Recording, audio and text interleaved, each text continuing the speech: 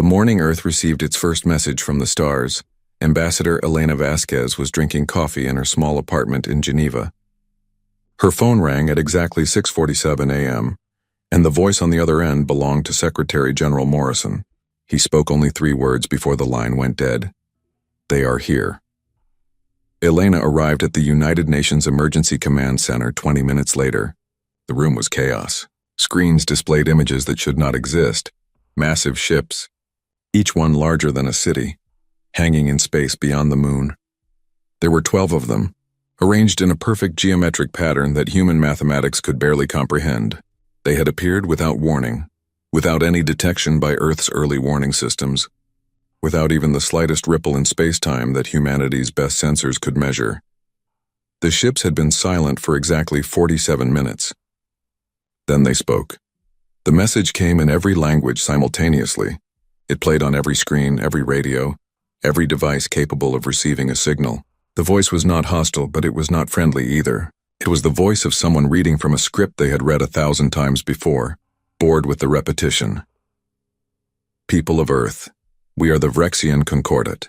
For 50,000 years we have brought order to the galaxy. We have unified 847 species under our guidance. We have eliminated war, poverty, and suffering across 200,000 star systems.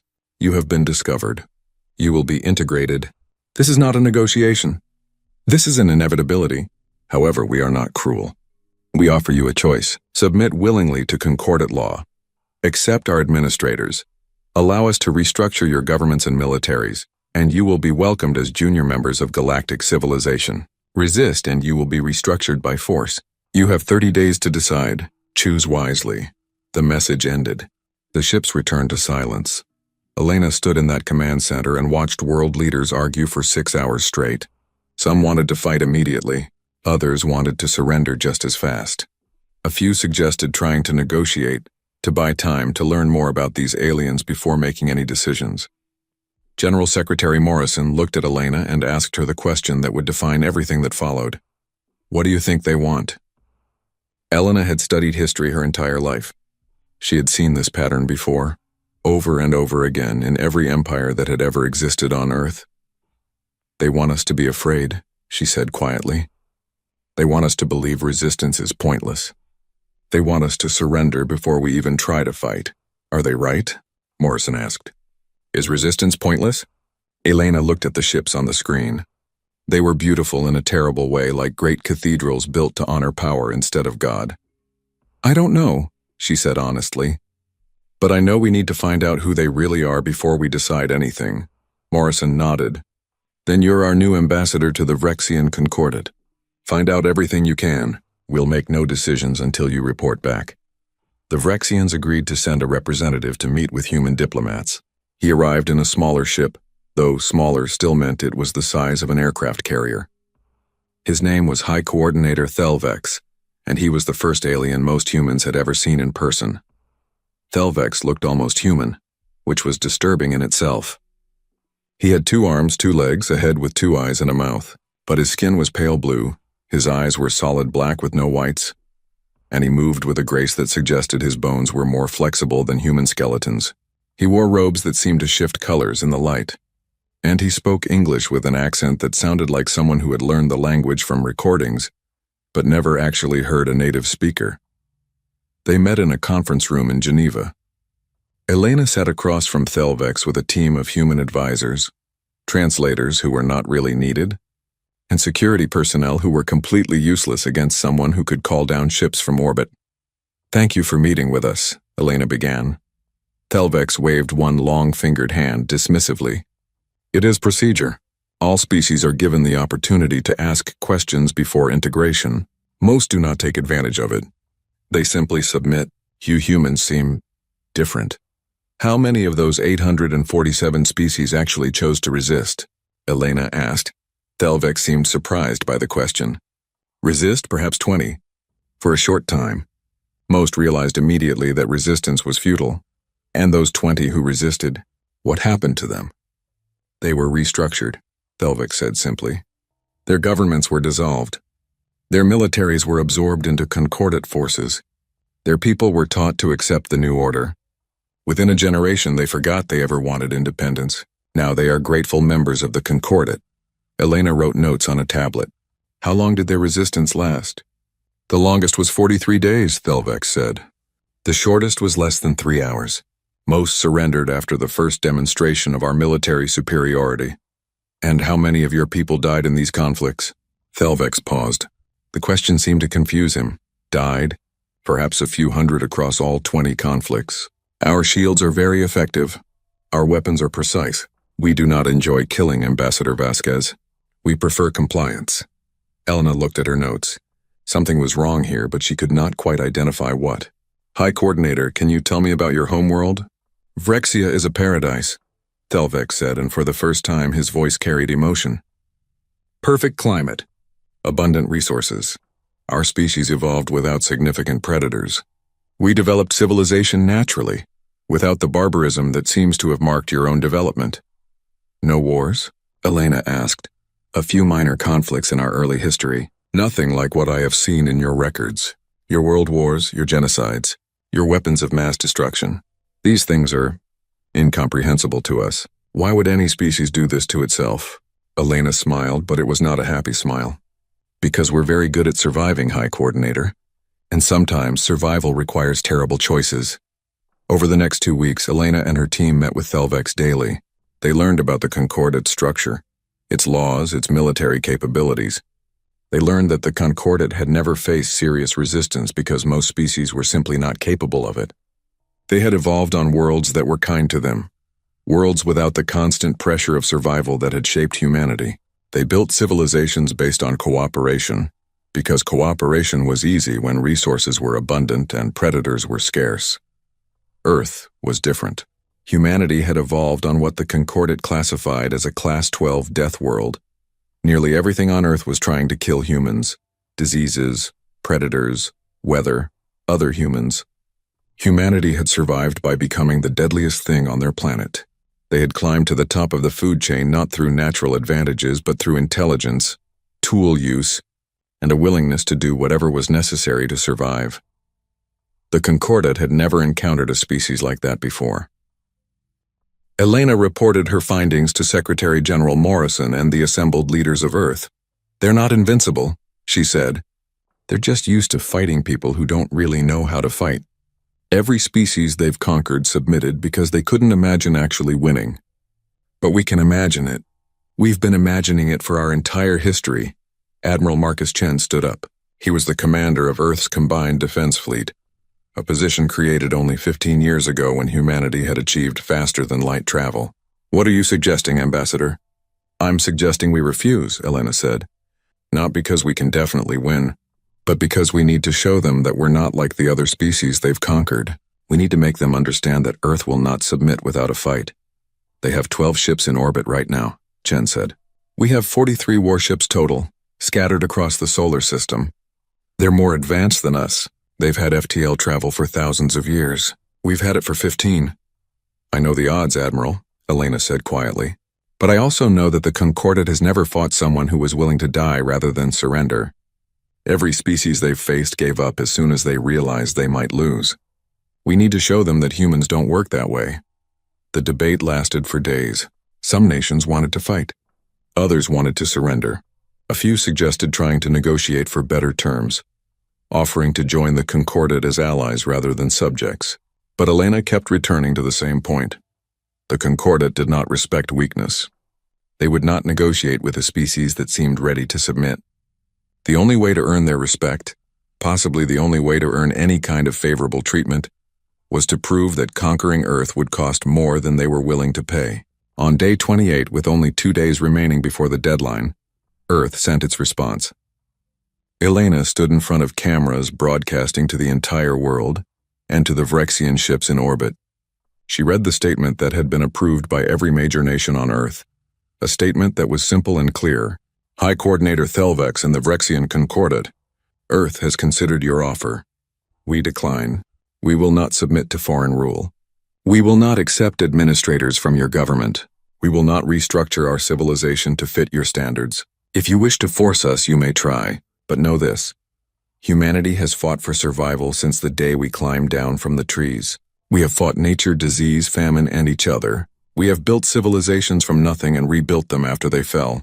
We do not surrender easily. We do not surrender at all if we believe we have any chance of winning. And we will make you pay for every inch of our world you try to take. This is not a bluff. This is a promise. Leave our system in peace or learn why Earth is considered a death world. The transmission ended. Elena sat down, suddenly exhausted. Around her, the command center was silent. Everyone knew what would come next. Thelvex's response arrived 6 hours later. He appeared on screens across Earth, his black eyes unreadable, his voice carrying a hint of something that might have been disappointment. Humanity has chosen poorly. We take no joy in what must follow, but you have left us no choice. A pacification fleet will arrive in your system within 1 week. We strongly suggest you reconsider during that time. If you do not, we will demonstrate why 847 species chose to join us rather than fight us.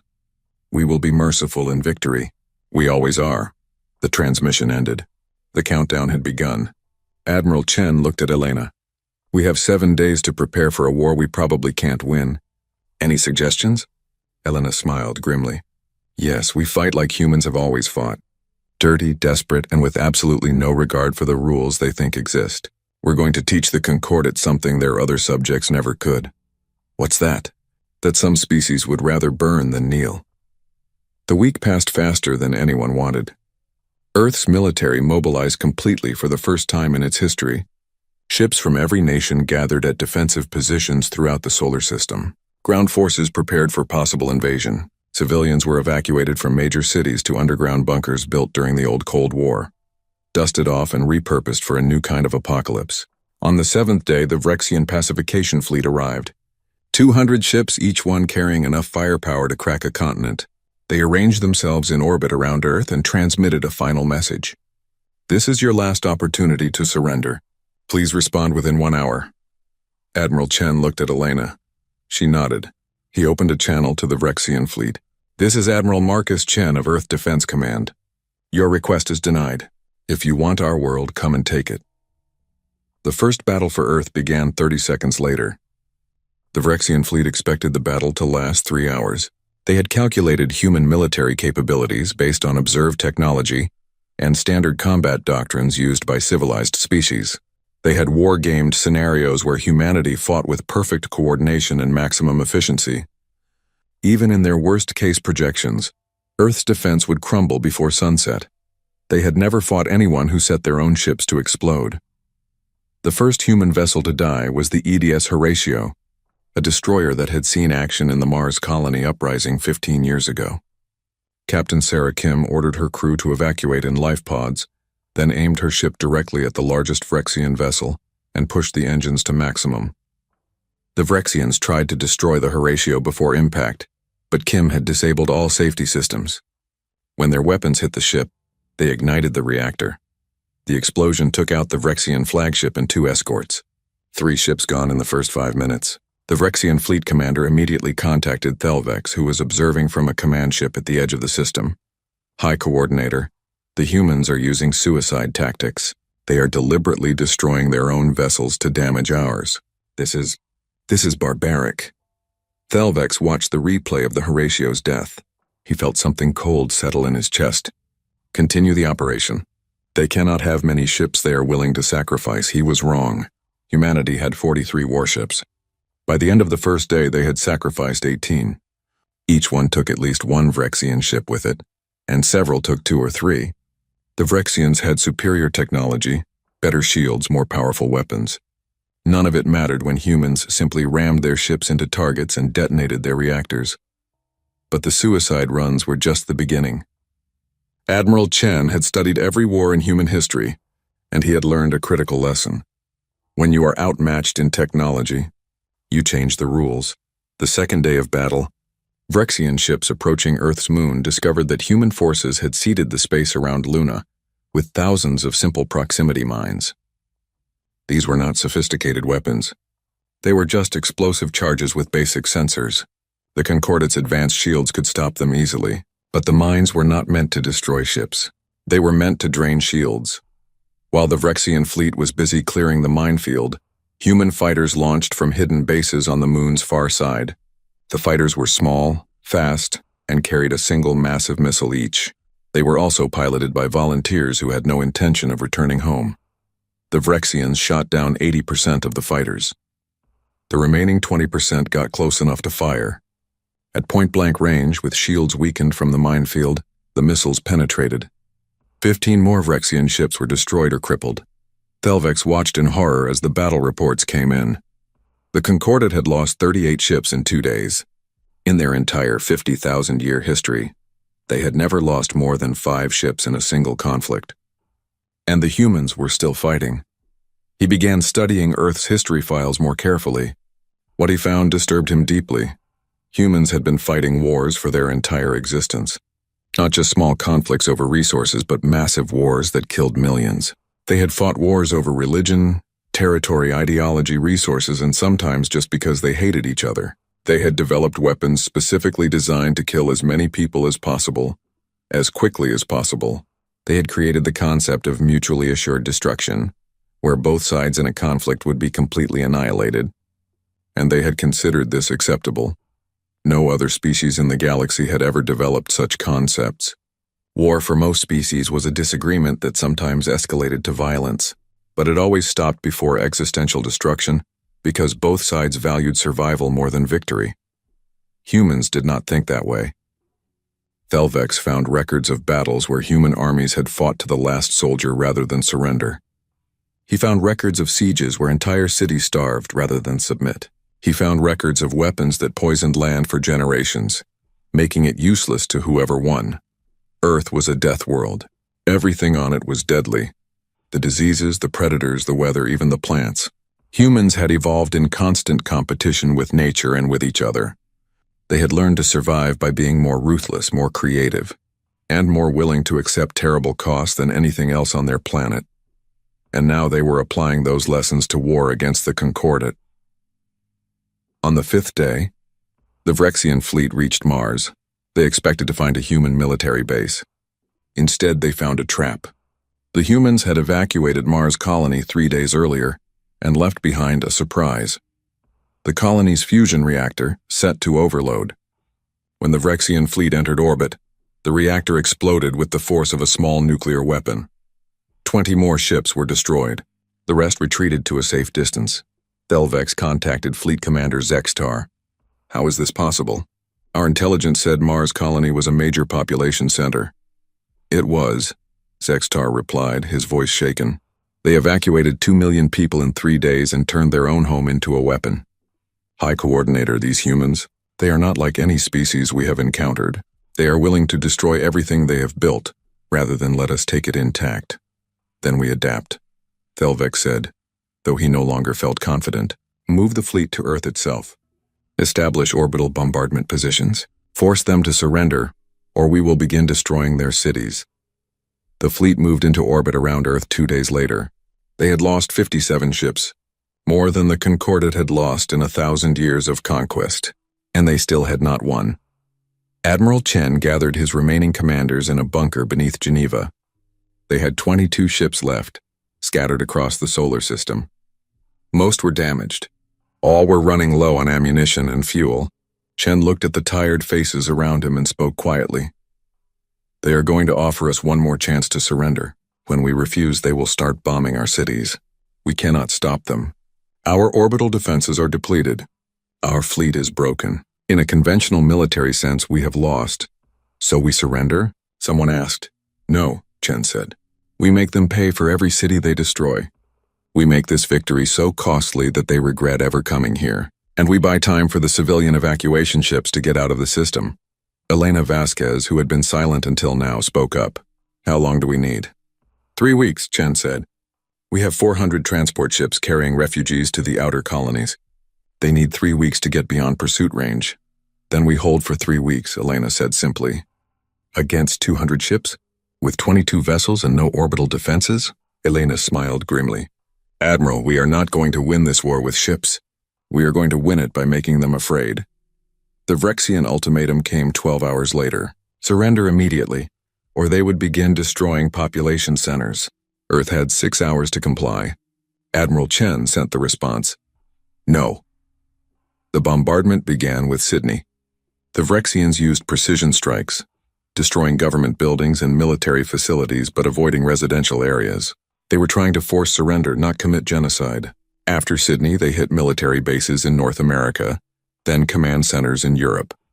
The Vrexians expected panic, surrender, desperate pleas for mercy. Instead, they got silence. And then they got attacked. Human forces had hidden weapons in places the Vrexians never thought to look. Submarine-launched missiles from Earth's oceans, ground-based railguns hidden in civilian structures, even nuclear weapons, ancient and crude by galactic standards, but fired from unexpected locations. The attacks were not meant to win battles. They were meant to make the Vrexians nervous, to make them scan every building, check every structure, worry about every civilian area. The message was clear. There is no safe position in Earth orbit, nowhere you can sit without wondering if the next attack is coming from behind you, below you, inside a civilian ship, anywhere. On the 10th day, a Vrexian supply ship was destroyed by a mine hidden inside an asteroid the humans had been mining for years. On the 12th day, a human volunteer in a stealth suit managed to board a Vrexian vessel and detonate a nuclear weapon in their hangar bay. On the 15th day, the Vrexians discovered that humans had weaponized debris in Earth orbit, turning garbage into guided projectiles. Every day the Concordat lost ships. Every day they grew more cautious, and every day human resistance continued. Thelvex reviewed casualty reports with growing dread. 73 ships destroyed, another 30 damaged, 8,000 Vrexian crew members dead. These were not just numbers. These were people he knew, had served with, had promised would be safe on this routine integration mission. He looked at the data on human casualties and felt sick. Estimates suggested 50 million humans had died from the bombardments. Entire cities destroyed.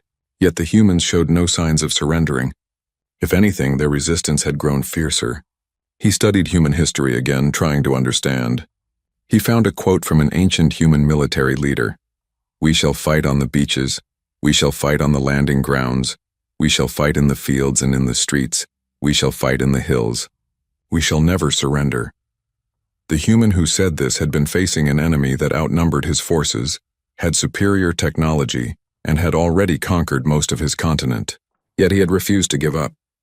And eventually somehow he had won. Thelvex began to understand something terrible. Humans did not fight wars to win. They fought wars to survive. And when survival was at stake, they would accept any cost, any sacrifice, any horror. They would burn their own world to ashes rather than submit. On the 20th day, Thelvex contacted the Concordat High Assembly. The communication was encrypted, marked urgent, and addressed to the Supreme Council. Honored Assembly. This is High Coordinator Thelvex reporting on the Earth integration operation. I must inform you that this mission has deviated significantly from projected parameters. Human resistance has been far more intense than anticipated. Our casualties are catastrophic by historical standards. 76 ships destroyed, 31 damaged, 8,400 crew members killed. The human military is effectively destroyed, but civilian resistance continues. They are using tactics we have never encountered. Suicide attacks, false surrenders, weapons hidden in civilian areas, complete disregard for their own infrastructure. He paused, choosing his next words carefully. Honored Assembly, I recommend we withdraw from Earth and quarantine the system. These humans are fundamentally different from any species we have integrated. They do not value survival over freedom. They do not surrender when defeat is certain. They view total destruction as preferable to submission. If we continue this operation, we will eventually win through attrition, but the cost will be unprecedented, and the humans we integrate will be a permanent source of rebellion. The response came back 18 hours later. It was not what Thelvex hoped to hear. Your recommendation is noted and rejected. The Concordat cannot be seen to retreat from a single primitive world. It would encourage resistance across our entire territory. You will continue operations until Earth surrenders. If necessary, increase the intensity of bombardment. Break their will.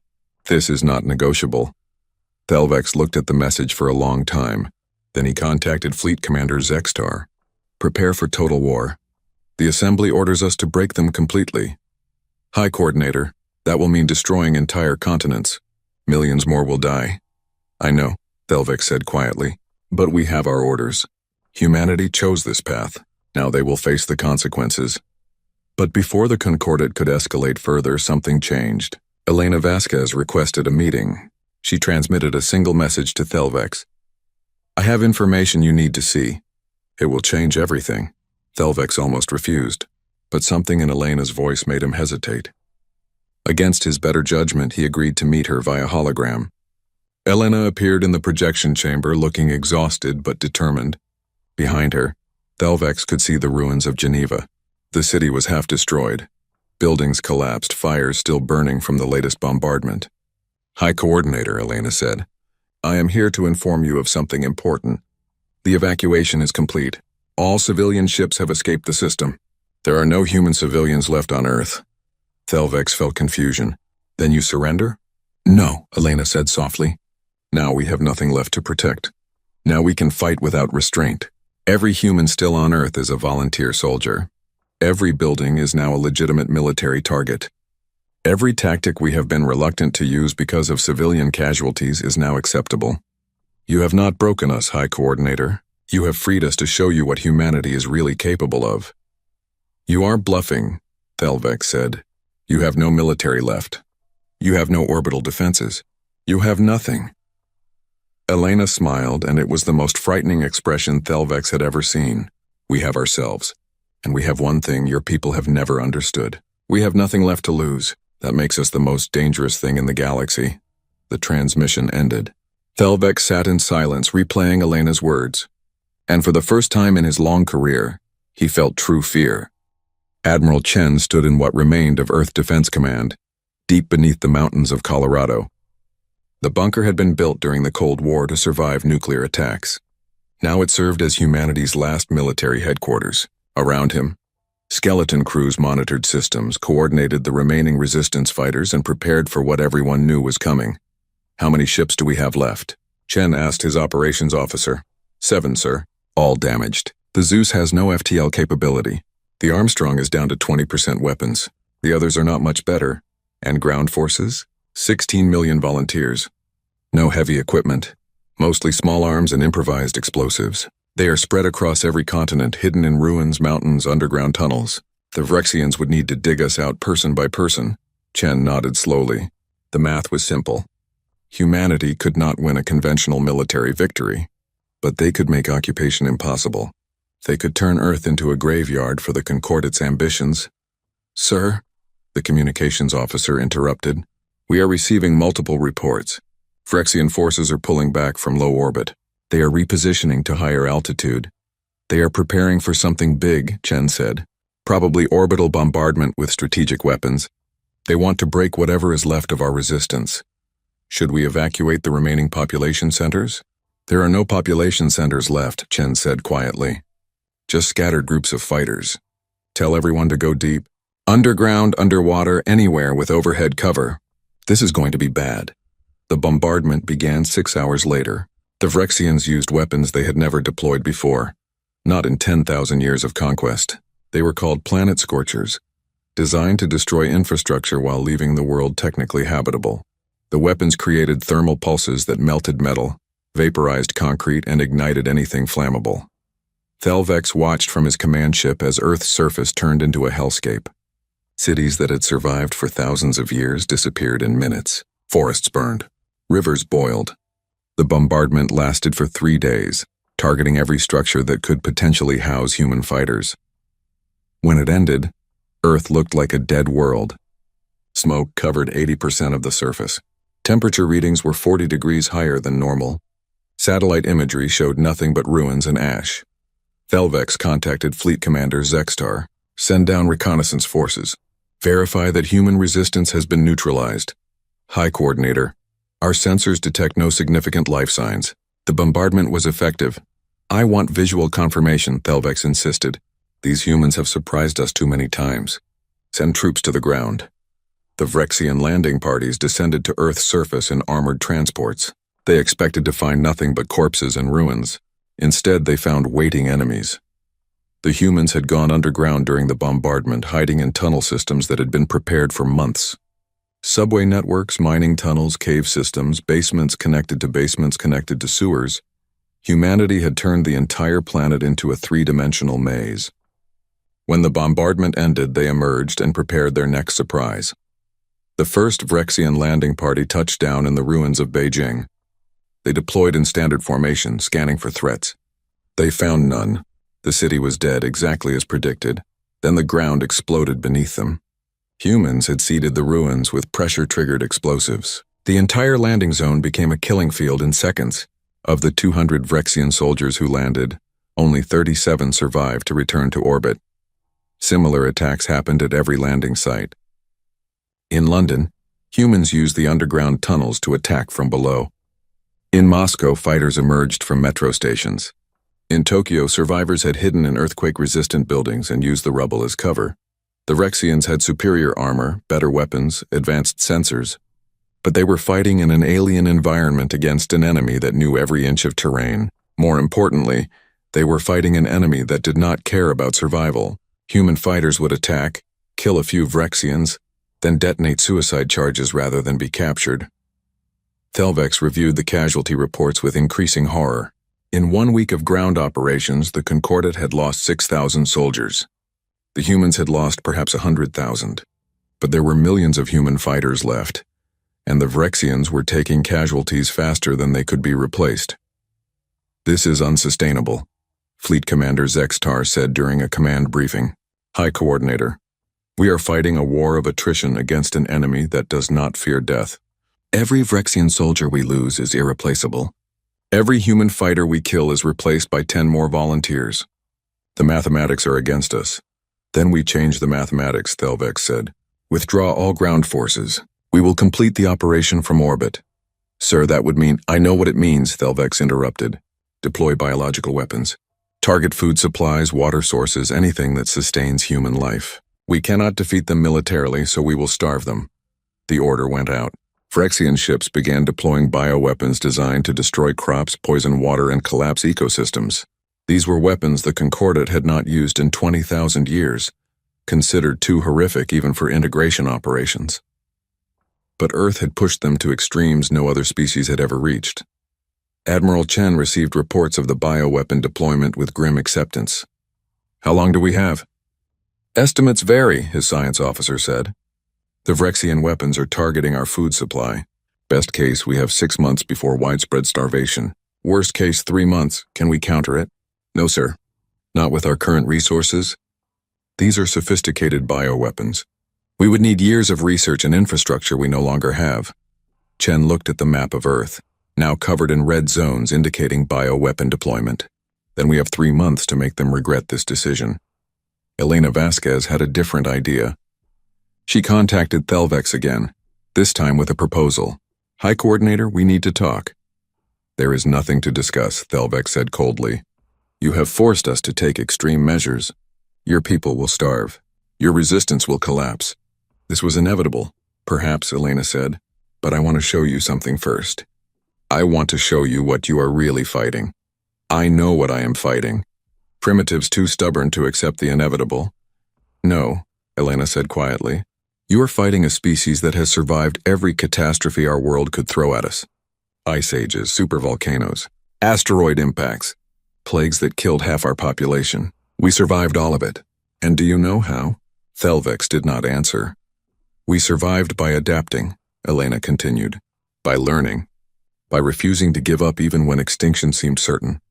You think your bioweapons will break us? High Coordinator, we have been fighting biological threats since before we discovered fire. We will adapt to these weapons just like we adapted to everything else. It might take months. It might take years. But we will survive. And every day that we survive, we will make you pay for what you have done." "Brave words from someone facing extinction," Thelvex said. "Not brave, just honest. But I did not contact you to threaten you. I contacted you to offer one final chance at peace. Withdraw from our system. Leave us alone. In return, we will not pursue you. We will not seek revenge. We will simply rebuild our world and remember the lesson you taught us." "What lesson is that?" "That the galaxy is dangerous. That we can never trust anyone but ourselves. That we need to become stronger, faster, more advanced. You came here to integrate us into your empire. Instead, you have taught us that we need to be able to fight empires. Thank you for the lesson, High Coordinator. We will not forget it." Thelvex felt a chill. Elena was not threatening. She was promising.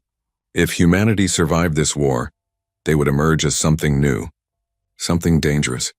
A species that had learned how to fight galactic powers and survive. Your offer is rejected, Thelvik said.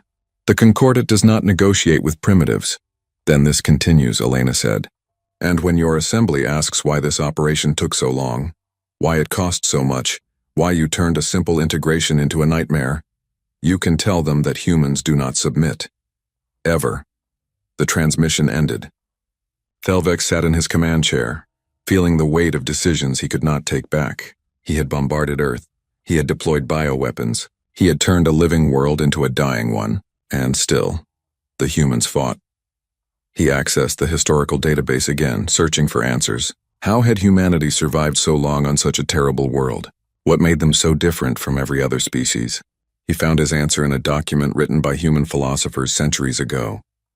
It was called the Declaration of Independence, and it contained a phrase that explained everything. We hold these truths to be self-evident, that all men are created equal, that they are endowed by their Creator with certain unalienable rights, that among these are life, liberty, and the pursuit of happiness. Estimates vary, his science officer said. The Vrexian weapons are targeting our food supply. Best case, we have 6 months before widespread starvation. Worst case, 3 months. Can we counter it? No, sir. Not with our current resources. These are sophisticated bioweapons. We would need years of research and infrastructure we no longer have. Chen looked at the map of Earth, now covered in red zones indicating bioweapon deployment. Then we have 3 months to make them regret this decision. Elena Vasquez had a different idea. She contacted Thelvik again, this time with a proposal. High Coordinator, we need to talk. There is nothing to discuss, Thelvik said coldly. You have forced us to take extreme measures. Your people will starve. Your resistance will collapse. This was inevitable, perhaps, Elena said, but I want to show you something first. I want to show you what you are really fighting. I know what I am fighting. Primitives too stubborn to accept the inevitable. No, Elena said quietly. You are fighting a species that has survived every catastrophe our world could throw at us. Ice ages, supervolcanoes, asteroid impacts, plagues that killed half our population. We survived all of it. And do you know how? Thelvik did not answer. We survived by adapting, Elena continued, by learning, by refusing to give up even when extinction seemed certain. You think your bioweapons will break us? High Coordinator, we have been fighting biological threats since before we discovered fire. We will adapt to these weapons just like we adapted to everything else. It might take months. It might take years. But we will survive. And every day that we survive, we will make you pay for what you have done. Brave words from someone facing extinction, Thelvik said. Not brave, just honest. But I did not contact you to threaten you. I contacted you to offer one final chance at peace. Withdraw from our system. Leave us alone. In return, we will not pursue you. We will not seek revenge. We will simply rebuild our world and remember the lesson you taught us. What lesson is that? That the galaxy is dangerous. That we can never trust anyone but ourselves. That we need to become stronger, faster, more advanced. You came here to integrate us into your empire. Instead, you have taught us that we need to be able to fight empires. Thank you for the lesson, High Coordinator. We will not forget it. Thelvik felt a chill. Elena was not threatening. She was promising. If humanity survived this war, they would emerge as something new. Something dangerous. A species that had learned how to fight galactic powers and survive. Your offer is rejected, Thelvik said. The Concordat does not negotiate with primitives. Then this continues, Elena said. And when your assembly asks why this operation took so long, why it cost so much, why you turned a simple integration into a nightmare, you can tell them that humans do not submit. Ever. The transmission ended. Thelvik sat in his command chair, feeling the weight of decisions he could not take back. He had bombarded Earth. He had deployed bioweapons. He had turned a living world into a dying one. And still, the humans fought. He accessed the historical database again, searching for answers. How had humanity survived so long on such a terrible world? What made them so different from every other species? He found his answer in a document written by human philosophers centuries ago. It was called the Declaration of Independence, and it contained a phrase that explained everything. We hold these truths to be self-evident, that all men are created equal, that they are endowed by their Creator with certain unalienable rights, that among these are life, liberty, and the pursuit of happiness. Liberty, freedom. These were not just abstract concepts to humans. They were fundamental needs as basic as food and water. Humans would rather die than live without freedom. It was not stubbornness. It was not irrationality. It was simply how they were built. The Concordat offered peace, stability, prosperity, but they also demanded submission. And to humans, submission was worse than death. Thelvex drafted a message to the Supreme Assembly. It was the most difficult communication he had ever written. Honored Assembly, after 3 months of operations, Earth remains in a state of active resistance. Human casualties are estimated at 200 million. Concordat casualties are 84 ships destroyed, 43 damaged, 9,700 soldiers killed, and 20,000 wounded. Material costs have exceeded the entire integration budget for the past decade. I must report that Earth cannot be integrated through military force within acceptable parameters. The humans will fight until extinction. I recommend immediate withdrawal and quarantine of the Sol system. This is not a species we can integrate. This is a species we must either destroy completely or leave alone. There is no middle ground. He sent the message and waited. The response would take days to arrive. In the meantime, the war continued.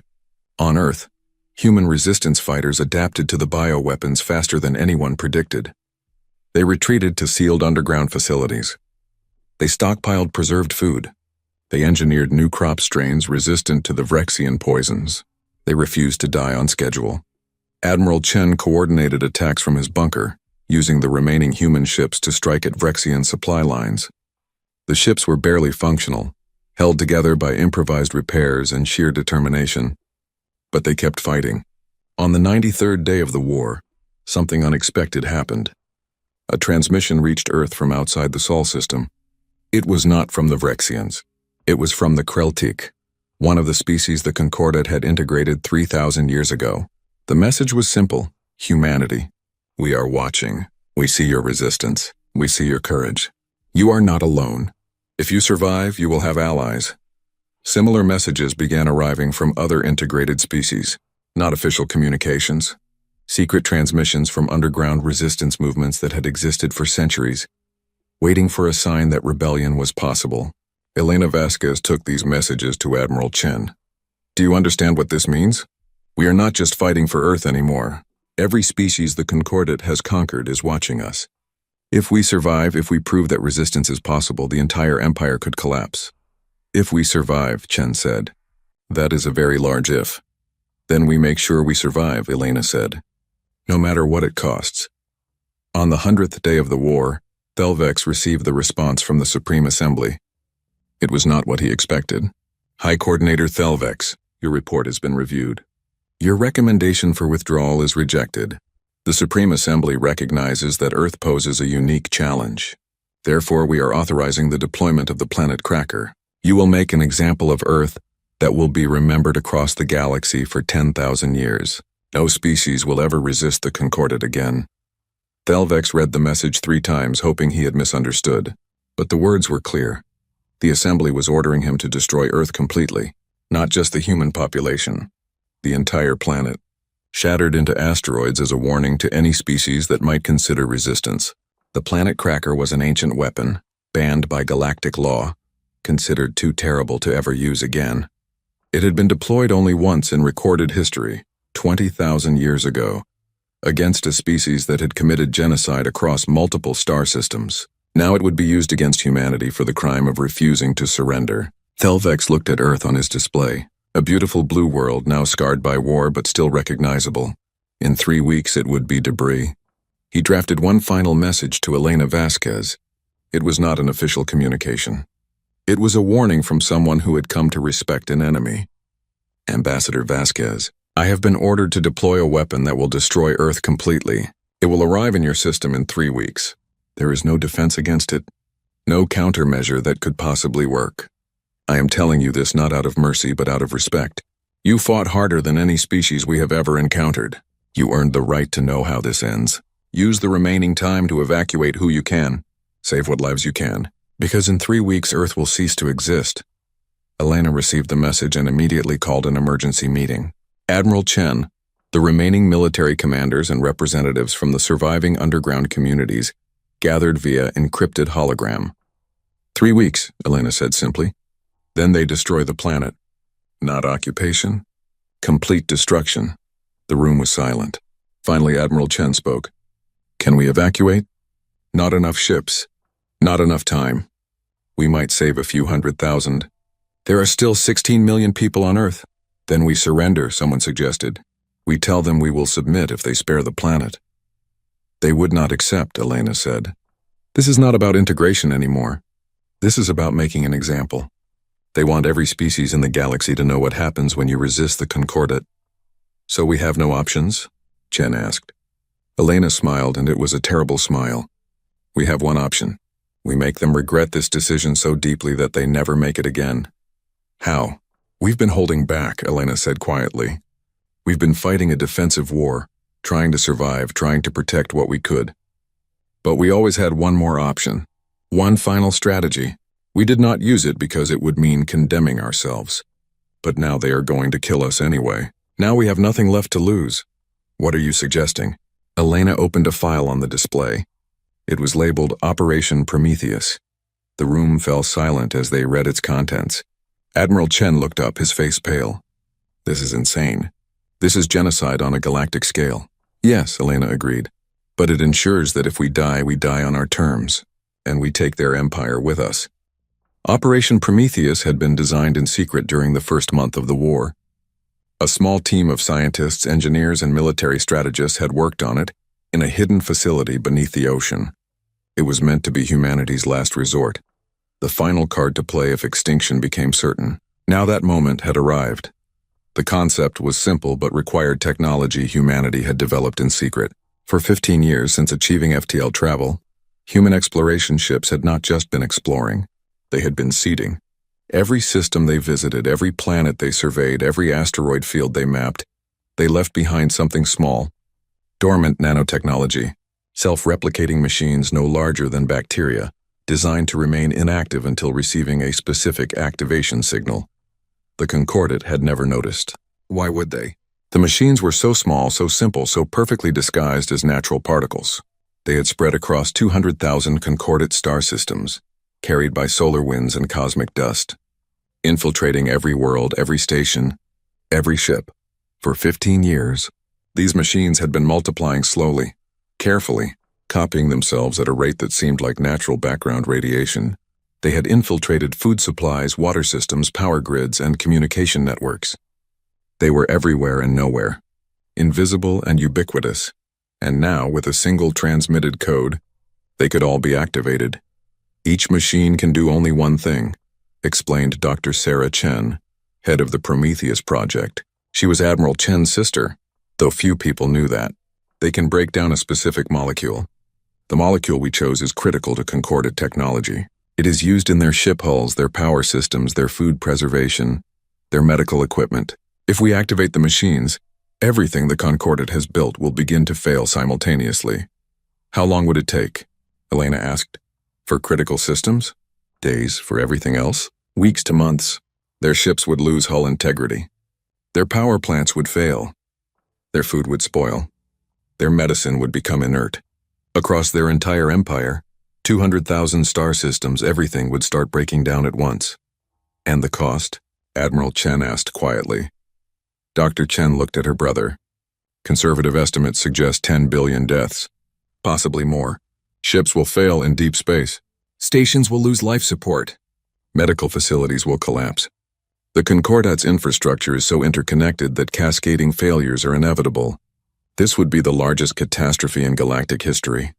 The room was silent. Finally, Elena spoke. They are going to kill 16 million humans and destroy our entire planet. You are talking about killing billions across their empire. Yes, Dr. Chen said. That is exactly what I am talking about. The question is whether we have the right to make that choice. We have the right to defend ourselves, someone argued. They started this war.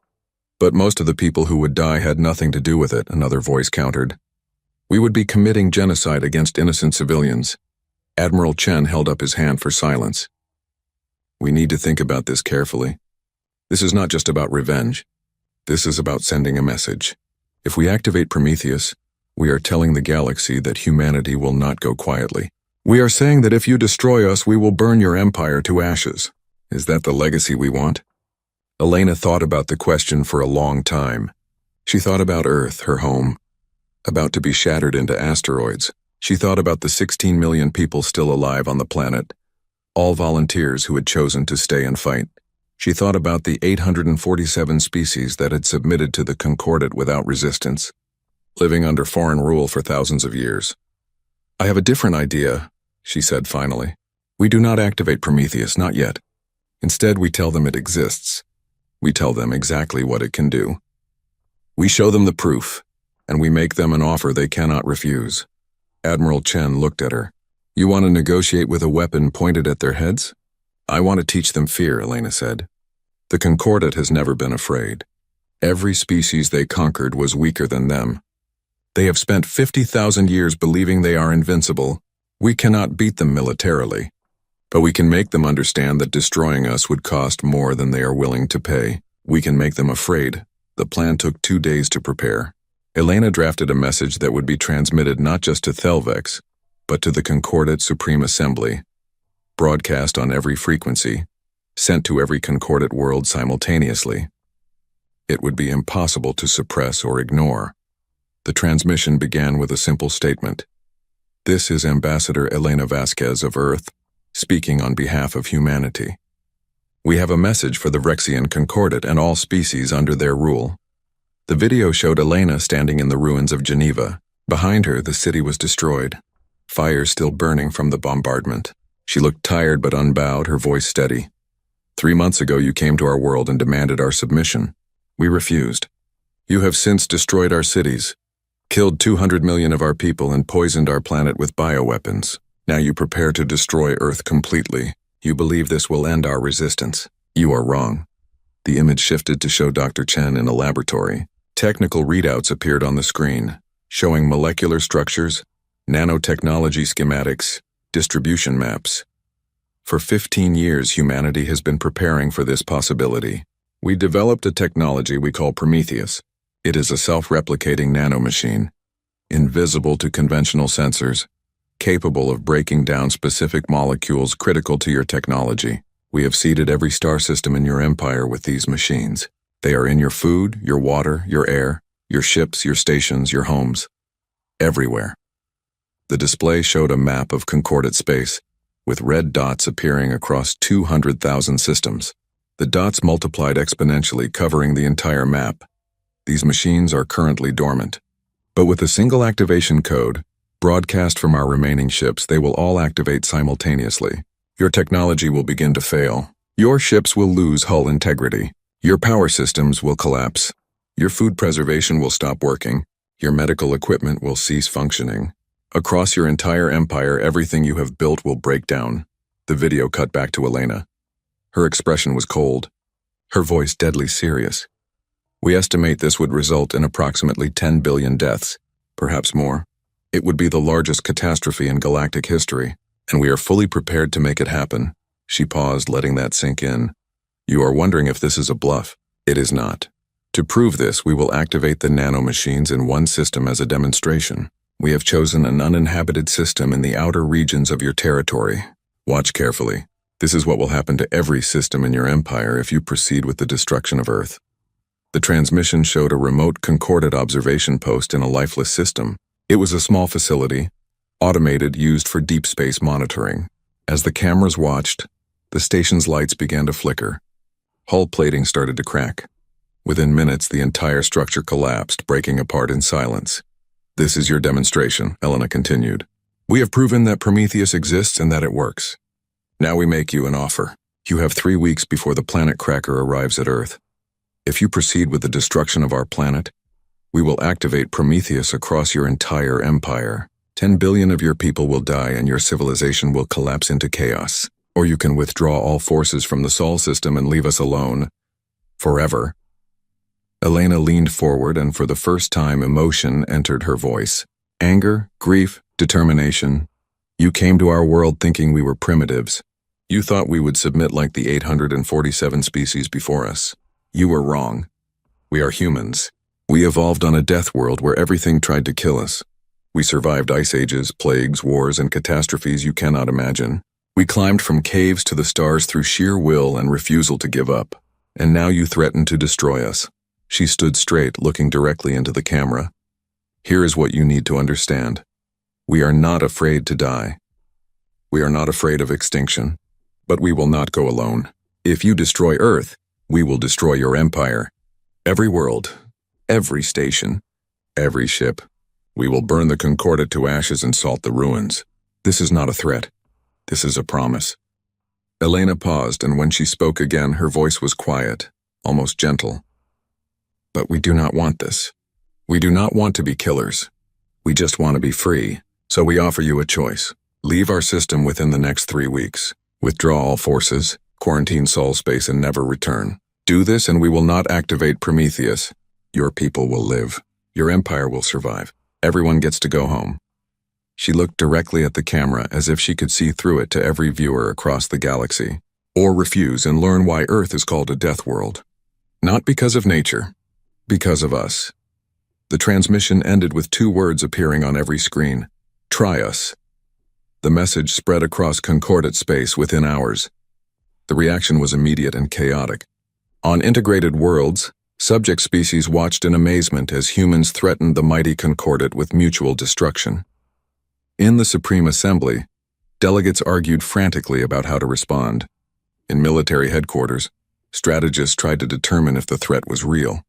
High Coordinator Thelvex received the transmission in his command ship.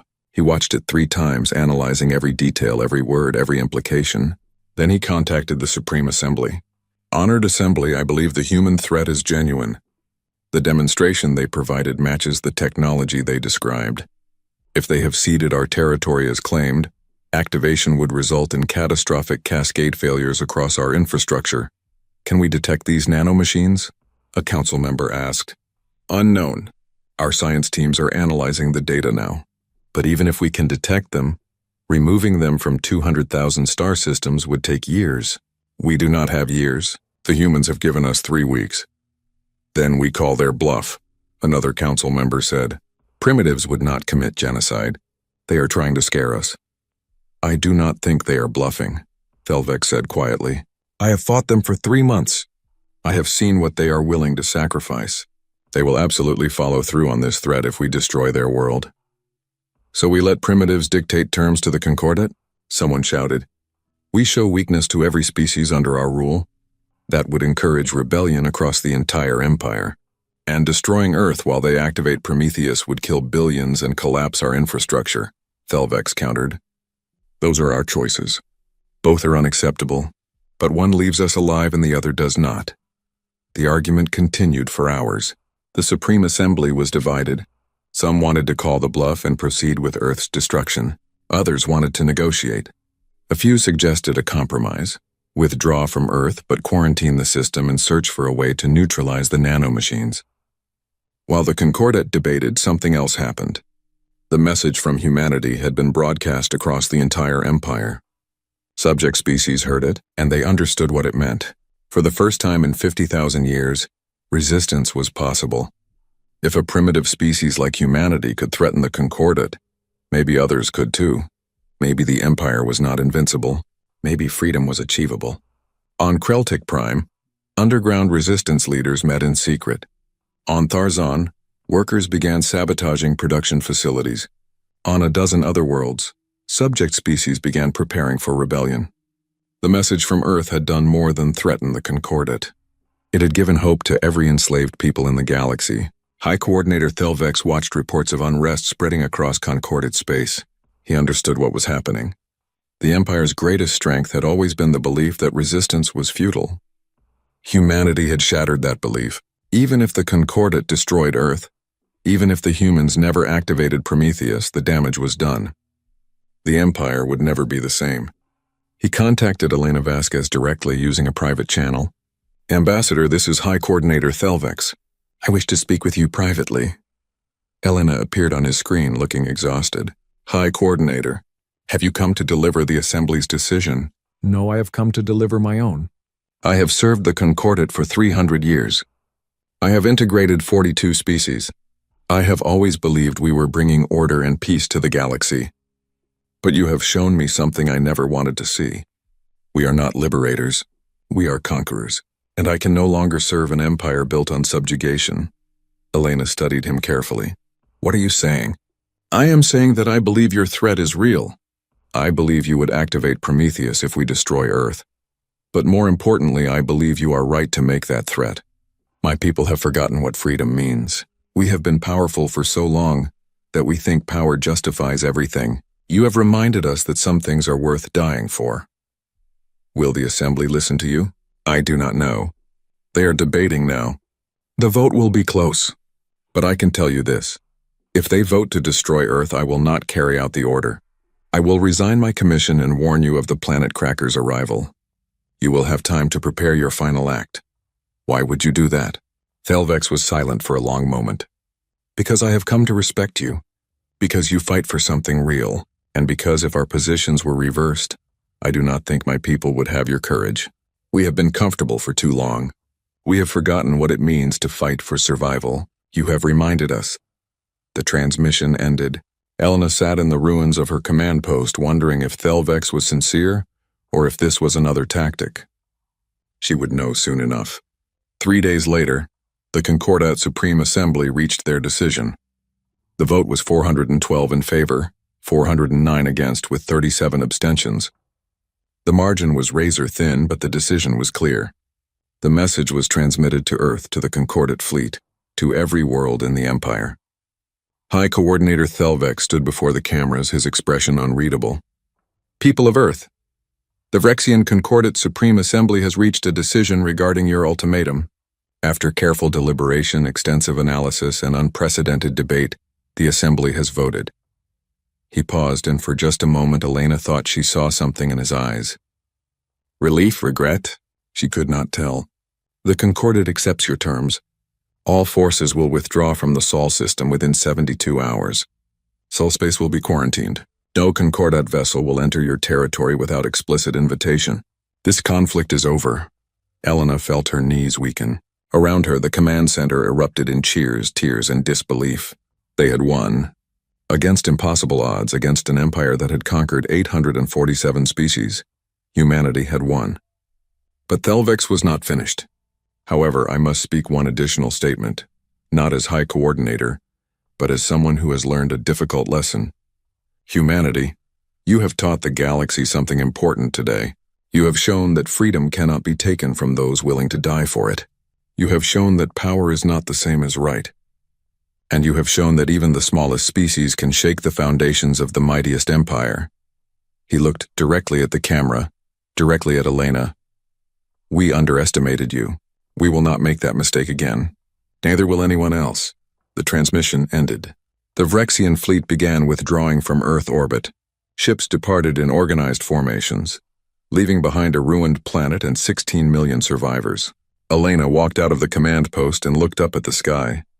For the first time in 3 months, there were no enemy ships overhead, just smoke and stars and the promise of tomorrow. Admiral Chen joined her. We did it. We actually did it. We did not win, Elena said quietly. We made them too afraid to continue. Is there a difference? Elena smiled. Yes, winning means it is over. Making them afraid means they will never forget. Every species in the galaxy now knows that humans do not submit. That knowledge will change everything. She was right. The message from Earth had spread to every corner of the galaxy.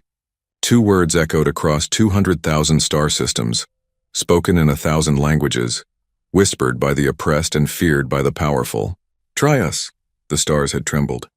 And they would remember. 50 years after the war, Earth had been rebuilt. The scars remained visible from orbit. Darker patches where cities had burned, glassified deserts where the bombardments had been most intense, vast stretches of ocean where bioweapons had killed everything beneath the waves. But humanity had survived. More than survived. They had grown stronger. The underground cities that had sheltered humanity during the war had become the foundation for a new kind of civilization. Humans had learned to build in 3 dimensions, creating vast habitats that extended deep into the planet's crust. Earth's population had recovered to pre-war levels, though now it was spread differently, less vulnerable to orbital bombardment, more resilient to any future threat. In orbit around Earth hung the defense platforms. massive structures bristling with weapons that made the pre-war fleet look like toys. Humanity had learned from the Concordate's technology, improved it, weaponized it. No one would catch Earth unprepared again, but Earth was not alone anymore. Throughout the solar system, human colonies thrived on Mars, Europa, Titan, and 100 smaller settlements. Beyond Sol, humanity had established footholds in 37 star systems. The expansion had been rapid, driven by the memory of how close they had come to extinction. Elena Vasquez stood on the observation deck of Unity Station, humanity's largest orbital platform. She was 78 years old now, her hair gray, her face lined with age. But her eyes were still sharp, still watching, still vigilant. A young woman approached her. Lieutenant Sarah Morrison, descendant of the Secretary General who had appointed Elena as ambassador half a century ago. Ambassador Vasquez, the delegation has arrived. They are requesting permission to dock. Let them dock, Elena said. But standard protocols. Full scans, security teams, no weapons. Yes, ma'am. The delegation represented the Free Systems Alliance, an organization that had grown from the ruins of the Concordate's empire. 47 species had declared independence in the decades following Earth's resistance. Some had fought brief wars. Others had negotiated their freedom. All of them cited humanity's example as inspiration. The Concordate still existed, but it was smaller now, more careful. It had learned that not all species would submit quietly. The empire that once spanned 200,000 systems now controlled only 50,000. The rest had become independent or formed loose federations. The Alliance delegation was led by Ambassador Trembled of Galactic, one of the first species to rebel after the war. She looked similar to Thelvek's, blue skin, black eyes, but she wore the insignia of a free people rather than imperial robes. Elena met her in the diplomatic chambers, a room designed specifically for meetings with alien species. The two ambassadors studied each other for a long moment before Trembled spoke. Ambassador Vasquez, on behalf of the Free Systems Alliance, I bring greetings and a proposal.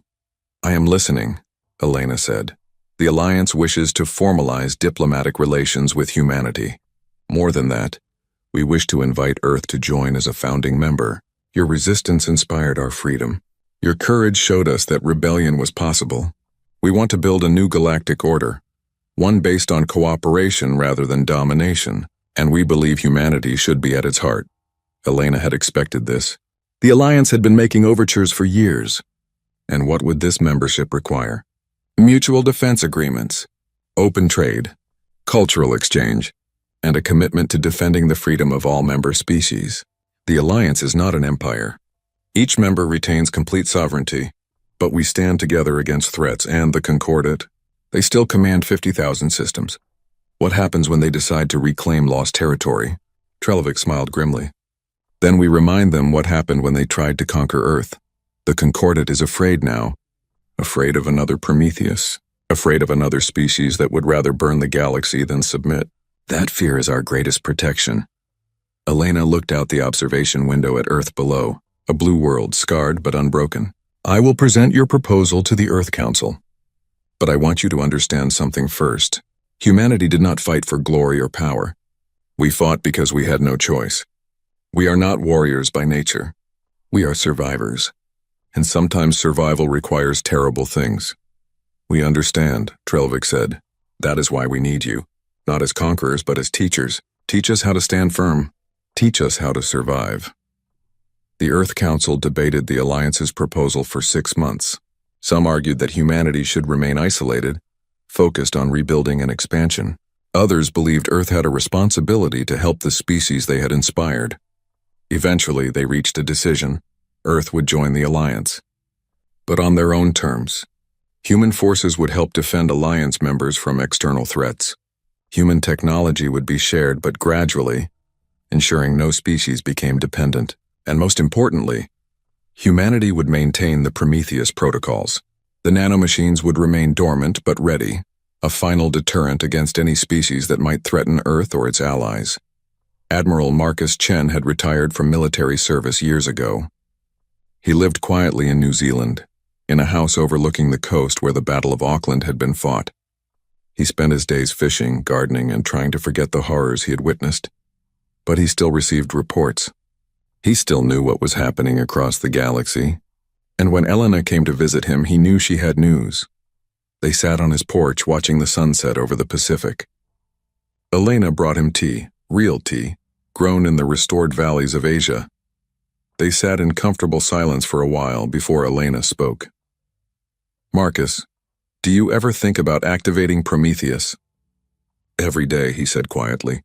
"I think about how close we came, how we held the destruction of an empire in our hands, how we chose not to use it. Do you regret that choice?" Chen was quiet for a long time. "I regret that we needed to make it. I regret that we had to threaten billions to save ourselves. But I do not regret showing mercy. We could have burned the galaxy.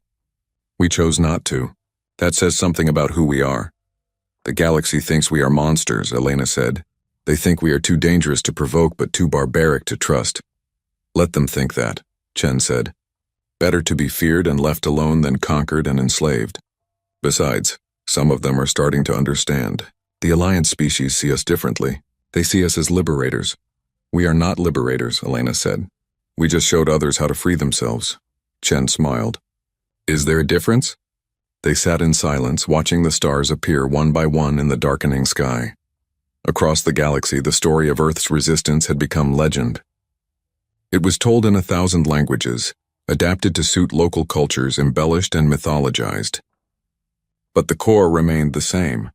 A primitive species had faced an empire and refused to submit.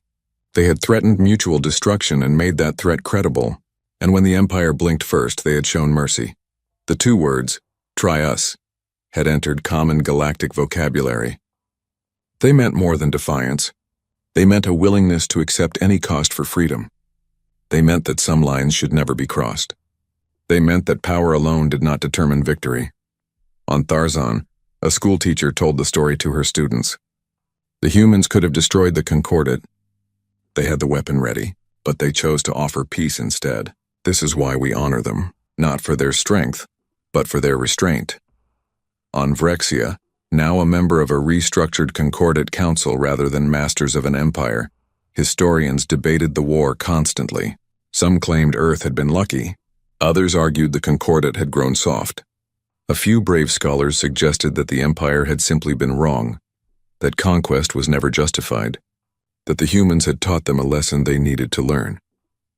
High Coordinator Thelvex, now simply Coordinator Thelvex, stripped of his rank after refusing to destroy Earth, worked as a teacher at the Diplomatic Academy. He taught courses on human psychology, warfare, and negotiation. His most popular class was called Understanding Deathworld Species. On the last day of each term, he would play the recording of Elena Vasquez's ultimatum. The students would watch in silence as she delivered the two-word threat. And then Thelvex would ask them a question. Was humanity right to make this threat? The answers varied. Some students said yes, self-defense justified any action. Others said no, threatening billions was morally wrong regardless of circumstance. A few said the question was meaningless. Ethics become abstract when facing extinction. Thelvex would listen to all answers, then give his own. Humanity was desperate. They faced complete annihilation. Under those circumstances, they made the only choice they could. But the remarkable thing is not that they made the threat. The remarkable thing is that they did not follow through. They could have destroyed us. They chose not to. That restraint, that mercy shown even to enemies who had killed millions of their people, that is what defines humanity. Not their capacity for violence, but their choice to show mercy when they had every reason to show none. In his final years, Thelvex wrote a memoir. It became a bestseller across the galaxy, translated into 4,000 languages. The title was simple: The Day the Stars Trembled, a Concordat officer's account of the Earth War. The book was honest about the mistakes the Concordat had made. It detailed the arrogance that had led them to believe conquest was easy. It explained how they had completely misunderstood human psychology. And it ended with a warning: the galaxy must understand humanity is not unique. They are simply the first death world species to reach the stars while still maintaining their survival instincts. There will be others. And when those species emerge, we must remember the lesson Earth taught us. Some species cannot be conquered. Some species would rather die than submit. And threatening such species with extinction only ensures mutual destruction. We must learn to coexist with the dangerous rather than trying to dominate them. This is the wisdom humanity gave us at terrible cost. Back on Earth, in a school in what had once been Geneva, a teacher asked her class about the contact war. The students were young, born decades after the fighting ended. They had grown up in a world at peace, though they all knew the stories. Why did the Concordat leave? One student asked. If they were so powerful, why did they give up? The teacher smiled. They left because we showed them we would never give up. We proved that some things are worth dying for. Freedom, independence, the right to choose our own future. The Concordat could have destroyed us, but we would have destroyed them in return. Neither side wanted that, so they chose to leave us alone. A young girl, bright-eyed, curious, raised her hand. Teacher, is Prometheus still real? Could we still activate it? The teacher paused, choosing her words carefully. That information is classified. But I can tell you this, the possibility kept us safe for 50 years. Whether it is real or not matters less than whether others believe it is real. Sometimes the threat of a weapon is more powerful than the weapon itself. Another student spoke up. But that means we were bluffing. We lied to the Concordat. Did we? The teacher asked. We demonstrated that the technology worked. We proved we had ceded their territory. Whether we ceded every system or just a few, whether the nanomachines could truly destroy their empire or just cause damage, these are questions the Concordat never wanted answered. They chose to believe our threat rather than test it. That was wisdom on their part, the girl persisted. But were we really ready to kill billions of people? Would we have done it? The classroom fell silent. The teacher looked at the faces of her students, young and innocent, living in a world their grandparents had fought to preserve. I hope we never have to find out, she said quietly. That is the true legacy of the contact war. Not that we won, but that we never had to follow through on our worst threat. We made them afraid enough to leave us alone. That is the best kind of victory, the one where everyone survives.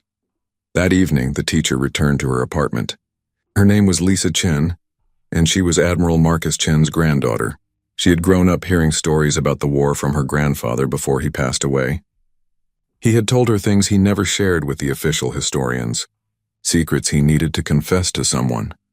She opened her secure terminal and accessed a file that only a handful of people in the entire galaxy knew existed. It was labeled Prometheus Final Report. The document was written by Dr. Sarah Chen in the weeks after the war ended.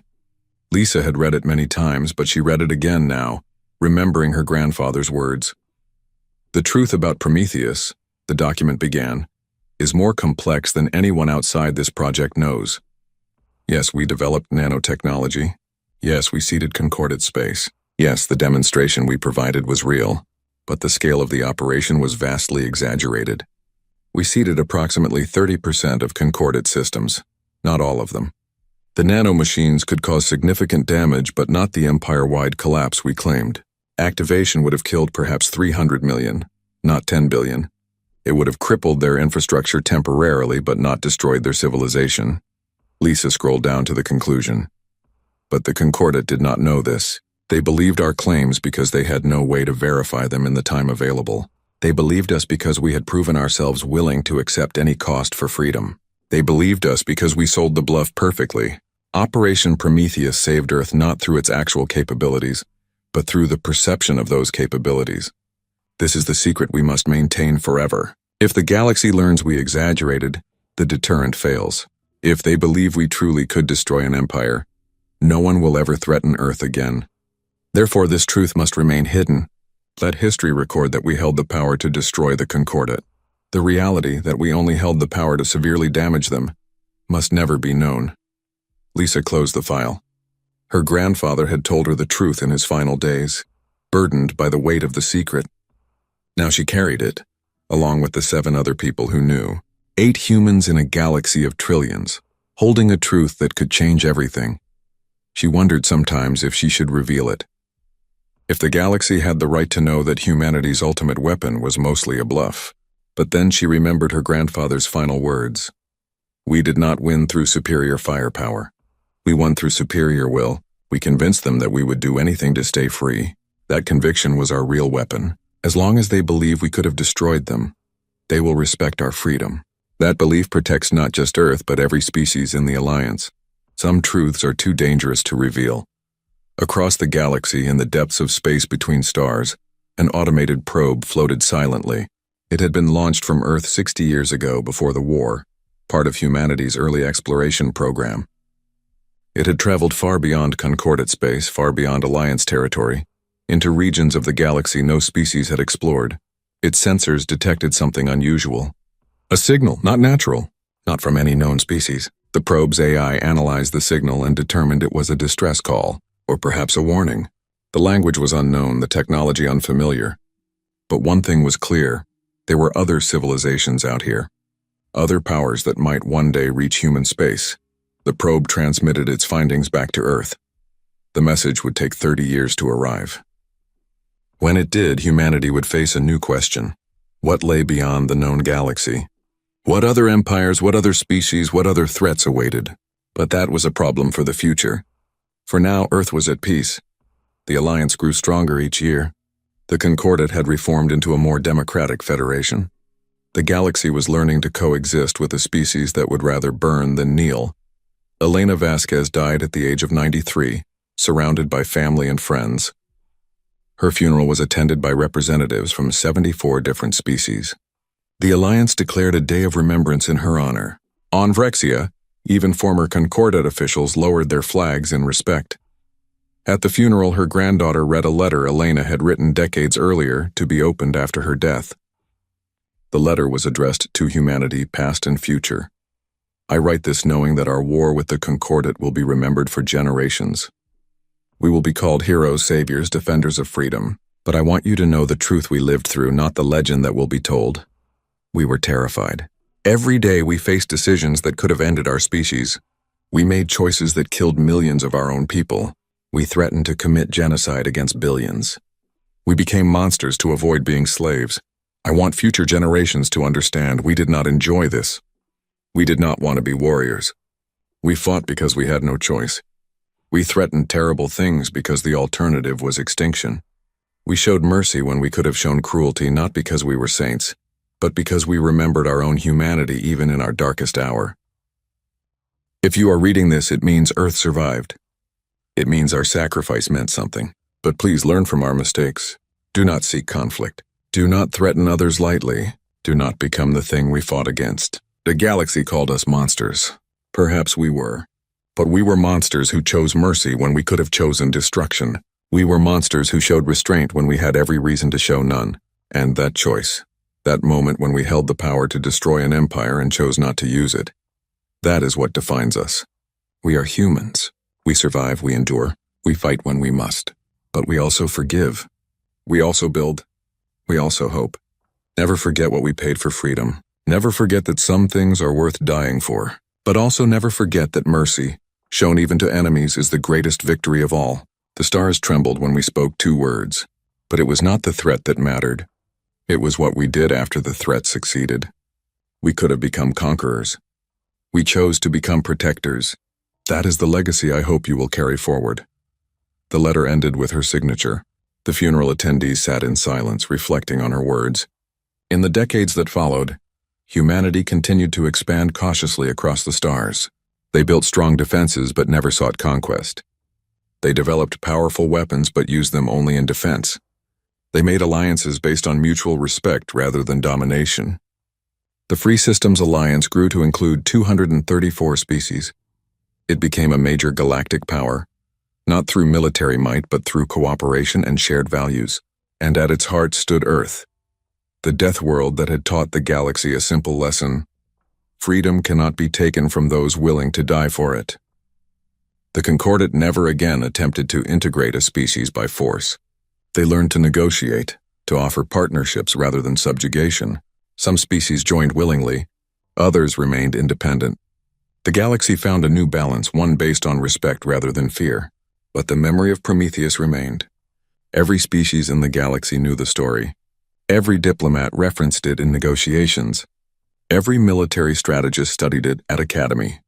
The 2 words, "try us," became shorthand for a simple concept. There are lines that should never be crossed, no matter how powerful you are. 100 years after the war, a new generation of humans looked up at the stars. They lived in a galaxy that was safer, more free, more cooperative than it had ever been. They did not know war firsthand. They knew it only through stories, through history classes, through monuments to the fallen. A young boy stood in the Museum of the Contact War, looking at a preserved fragment of the EDS Horatio, the first ship to sacrifice itself in the battle for Earth. His teacher stood beside him. "Why did they do it?" the boy asked. "Why did they die for us?" The teacher thought about how to answer, how to explain sacrifice to someone who had never known true danger, how to make him understand the cost of the peace he enjoyed. "They died because they understood something important," she said finally, "that freedom is not free, that some things matter more than individual survival, that if they did not stand firm, if they let the Concordat take Earth without a fight, then humanity would become something less than human. We would become subjects, slaves, people who forgot how to choose their own destiny." "But they could have survived by surrendering," the boy said. "They could have lived." "Yes," the teacher agreed. "They could have lived on their knees. They chose to risk death standing tall. That choice, made by millions of humans over 3 months of war, saved not just Earth, but showed 800 other species that resistance was possible. Because of what they did, 234 species are now free. That is why we remember them, not because they won battles, but because they made a choice to be free even when freedom seemed impossible." The boy looked at the fragment of the Horatio, imagining Captain Sarah Kim making her final decision, aiming her ship at the enemy, accepting death to protect her home. "I hope I would be that brave," he said quietly. "I hope you never have to be," the teacher replied. "That is what they died for. So you could live in a galaxy where such courage is remembered, but not required." They stood together in silence, honoring the past, grateful for the present, and hopeful for the future. Above them, visible through the museum's transparent dome, the stars shone peacefully. The same stars that had once held enemy fleets. The same stars that had trembled when humanity refused to surrender. The galaxy would never forget the day Earth stood alone against an empire and said 2 words that changed everything. Some species still feared those words, others drew courage from them. But everyone understood what they meant. There are powers in this galaxy that cannot be conquered. There are species that would rather burn the stars than submit. There are peoples who value freedom more than survival. Try us, and the wise would never try. The war was over. The peace endured, and somewhere in the depths of space, the automated systems of Prometheus remained dormant, ready but unused, a reminder that humanity had held the power to destroy and chosen instead to build. That choice, made 50 years ago in the ruins of Geneva, defined what humanity would become. Not conquerors, not destroyers, but defenders, protectors, teachers of the hard lesson that freedom once lost is almost impossible to regain. Earth had survived, the Alliance had grown, the galaxy had learned, and the stars, which had trembled at humanity's defiance, now shone peacefully over a civilization that had earned its place among them, not through conquest, but through courage. The story of the Contact War would be told for thousands of years. It would be adapted, mythologized, debated, and studied, but at its heart would always be the same truth. A small species on a death world had faced extinction and refused to accept it. They had threatened the unthinkable and made that threat credible, and when they won, they showed mercy. That was humanity's gift to the galaxy. Not fear, not destruction, but the understanding that some things are worth fighting for, and that mercy shown to enemies is the foundation of lasting peace. The stars would remember, and they would never again underestimate the species from the death world called Earth.